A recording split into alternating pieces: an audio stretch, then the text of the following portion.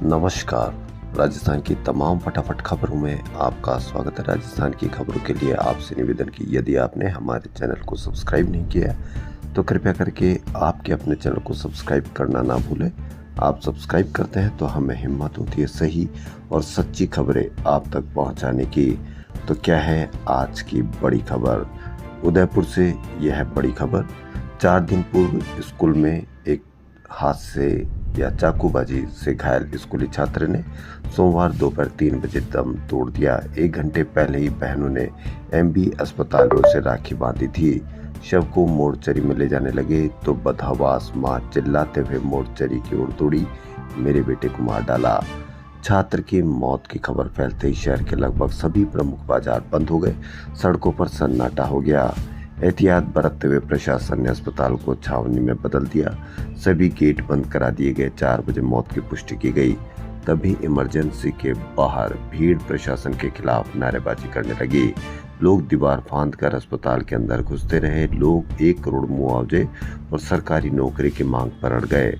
प्रशासन ने 51 लाख रुपए और परिवार के एक सदस्य को संविदा पर नौकरी का आश्वासन दिया, तब पोस्टमार्टम किया जा सका। नारेबाजी नहीं रुकी तो प्रशासन ने सरकारी नौकरी का प्रस्ताव भेजने की भी बात कही। दूसरी ओर प्रशासन ने नेटबंदी 24 घंटे और बढ़ा दी है।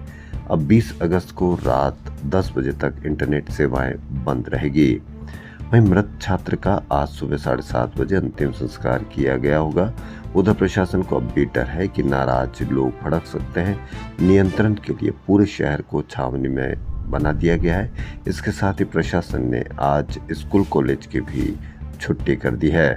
स्वास्थ्य और फायर ब्रिगेड जैसे विभागों को अलर्ट पर रखा गया है। मानसून में जैसलमेर तरबतर है। बरसात में सम पूरी तरह से पानी में डूबा है। अब तक यहाँ करीब 24 इंच 560 mm बारिश हो चुकी है। इससे पहले 2022 में करीब 350 mm बरसात हुई थी।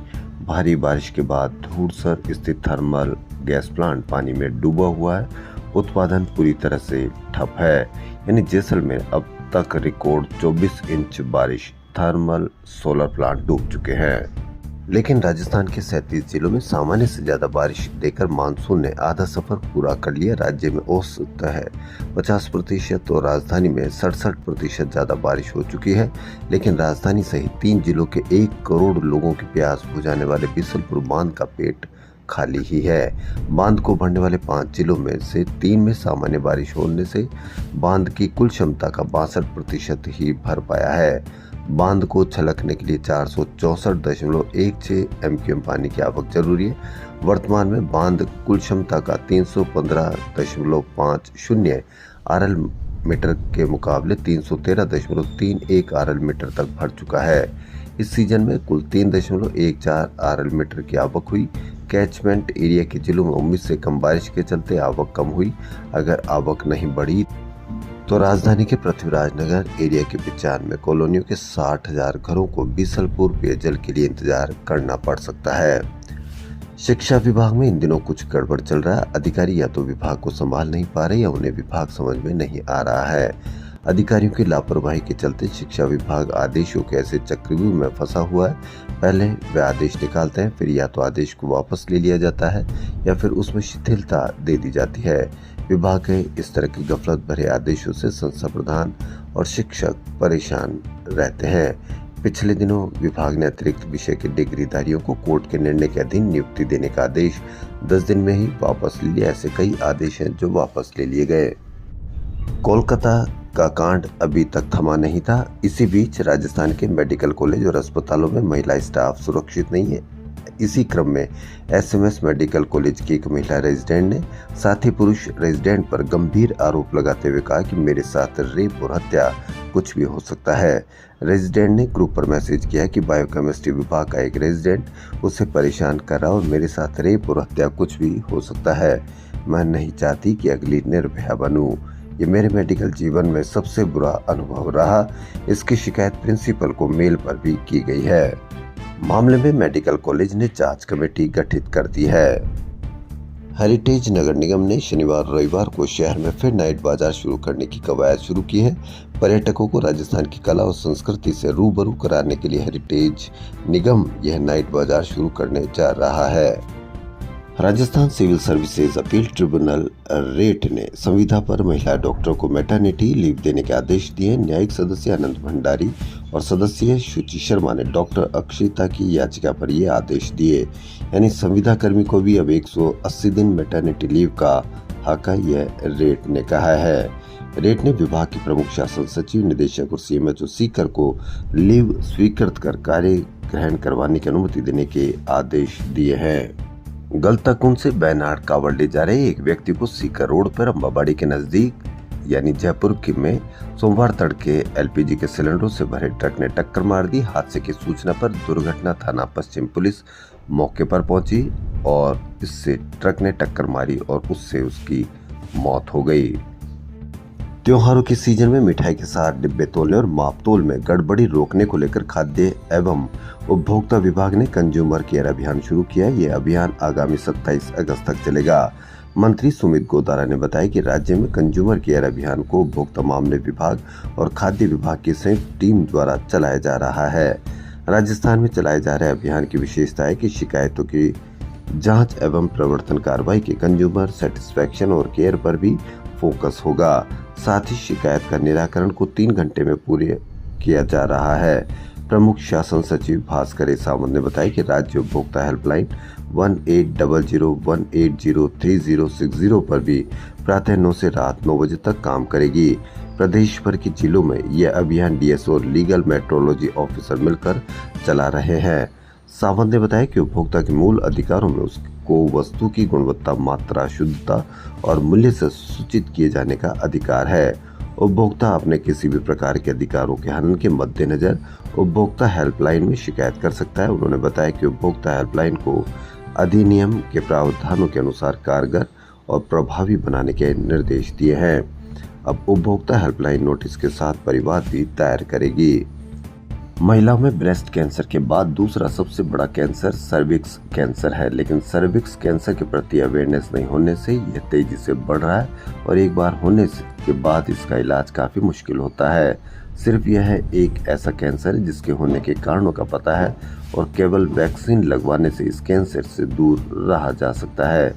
बीटीआई वर्कशॉप में दुनिया भर से पहुंचे डॉक्टर्स ने यह बात सामने रखी।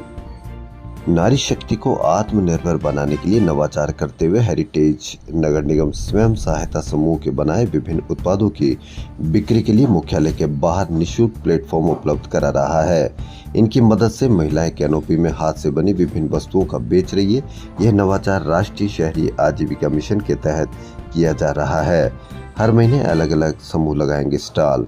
यानी जिला परियोजना अधिकारी अमित शर्मा ने बताया कि केंद्र सरकार की दीनदयाल अंत्योदय योजना और राष्ट्रीय शहरी आजीविका मिशन के तहत ये नवाचार किया जा रहा है। इसमें 10 से 20 महिलाओं के समूह के हस्त निर्मित विभिन्न उत्पादों की प्रदर्शनी बेचने के लिए हवा महल के बाहर 4 कैनोपी लगाई गई है। इनमें आर्ट एंड क्राफ्ट, ज्वेलरी, खाद्य सामग्री, statue, painting, photo gallery, cloth शामिल है। निगम की अनुमति के बाद समूह को महीने भर के लिए 4 कैनोपी फ्री दी जा रही है। विश्व फोटोग्राफी दिवस के अवसर पर कलानेरी आर्ट गैलरी में राष्ट्रीय फोटोग्राफी प्रदर्शनी पिंक फेस्ट आर्ट वोग दृष्टि नेशनल फोटोग्राफी कंपटीशन की शुरुआत हुई। भारतीय सांस्कृतिक ताने बाने को दर्शाती इस प्रदर्शनी में 64 चयनित चित्रों को प्रदर्शित किया गया है। मिस राजस्थान 2023 की विनर 23 वर्षीय वैष्णवी शर्मा ने फेमिना मिस इंडिया राजस्थान का खिताब हासिल किया है। अब वे मिस वर्ल्ड की दौड़ में शामिल हो गई है। राजस्थान को फेमिना मिस इंडिया में रिप्रेजेंट करेगी। गौरतलब है कि फेमिना मिस इंडिया की विजेता मिस वर्ल्ड में देश को रिप्रेजेंट करती है।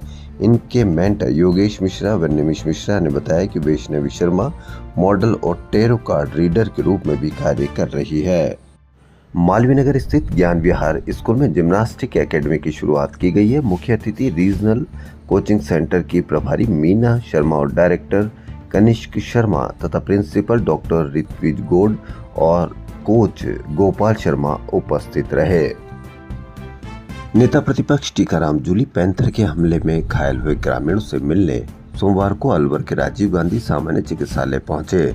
जूली ने पीड़ितों को उचित मुआवजा देने की सरकार से मांग की। इसके साथ ही अस्पताल के डॉक्टरों को घायलों का बेहतर उपचार करने के निर्देश दिए। जूली ने कहा कि अलवर में 2 वन मंत्री, एक राज्य व दूसरा केंद्र में होने के बावजूद भी सरिस्का क्षेत्र को छोड़कर पैंथर आबादी क्षेत्र में विचरण कर रहे हैं। यह मंत्रियों की मॉनिटरिंग और अधिकारियों की लापरवाही को दर्शाता है। SC/ST वर्ग के वर्गीकरण व क्रीमी लेयर के फैसले को लेकर कुछ संगठनों की ओर से 21 अगस्त को प्रस्तावित भारत बंद का बहुजन समाज पार्टी ने भी समर्थन किया है। बसपा के प्रदेश अध्यक्ष भगवान सिंह बाबा ने बताया कि देश की आजादी के 75 साल बाद भी दलित समाज के साथ जातीय आधार पर भेदभाव खत्म नहीं हुआ है। जलदाय विभाग में कर्मचारियों व अधिकारियों की हड़ताल व सामूहिक अवकाश पर पाबंदी लगाने का कर्मचारी संगठनों ने विरोध शुरू कर दिया है। महासंघ एकीकृत के घटक संगठन राजस्थान वाटर वर्कर्स कर्मचारी संघ ने सरकार के इस आदेश के खिलाफ आंदोलन करने की चेतावनी दी है। अखिल राजस्थान राज्य कर्मचारी संयुक्त महासंघ एकीकृत के प्रदेश अध्यक्ष गजेंद्र सिंह राठौड़ व राजस्थान वाटर वर्कर्स कर्मचारी संघ के प्रदेश अध्यक्ष कुलदीप यादव ने जलदाय विभाग में रेशमा के तहत प्रस्तावित कार्रवाई का विरोध करते हुए आदेश को वापस लेने की मांग की है। कांग्रेस ने उदयपुर में हुई चाकूबाजी की घटना और घायल स्कूली छात्र देवराज इलाज के दौरान मौत के मामले में विस्तृत जांच करने के लिए वरिष्ठ नेताओं की कमेटी बनाई है। प्रदेश अध्यक्ष गोविंद सिंह डोटासरा ने आदेश जारी कर कमेटी में सांसद भजनलाल जाटव, पूर्व मंत्री उदयलाल आंजना, पूर्व मंत्री रामलाल जाट और उदयपुर लोकसभा सांसद प्रत्याशी ताराचंद मीणा को शामिल किया है। ये कमेटी उदयपुर की घटना के सभी बिंदुओं को वास्तविक जानकारी लेगी और उसकी रिपोर्ट कांग्रेस प्रदेश अध्यक्ष डोटासरा को देगी। यह जांच दल मृतक छात्र के पीड़ित परिवार से मिलकर उनके दुख को साझा करते हुए न्याय दिलाने का भरोसा भी देगा। समस्त घटनाक्रम की जानकारी लेगा। प्रदेश अध्यक्ष गोविंद सिंह डोटासरा ने आदेश में कहा कि घायल पीड़ित को सही एवं उचित चिकित्सा व्यवस्था कराने की जिम्मेदारी सरकार की थी। जरूरत पड़ने पर एयर एम्बुलेंस से देश के आधुनिकतम अस्पताल में ले जाकर पीड़ित छात्र को बेहतरीन चिकित्सा करवाई जानी चाहिए थी, लेकिन सरकार व अस्पताल प्रशासन ने जारी बुलेटिन में छात्र के स्वास्थ्य में सुधार एवं स्टेबल होने की जानकारी ही प्रदान की। इस घटना से उदयपुर ही नहीं पूरे राजस्थान में राज्य सरकार द्वारा कानून व्यवस्था कायम रखने में विफल रहने पर रोष है और आमजन अपनी सुरक्षा को लेकर चिंतित है। राजस्थान की खबरों फिलहाल इतना ही। यदि आपको हमारा चैनल पसंद आए तो लाइक, सब्सक्राइब और शेयर अवश्य करें। धन्यवाद।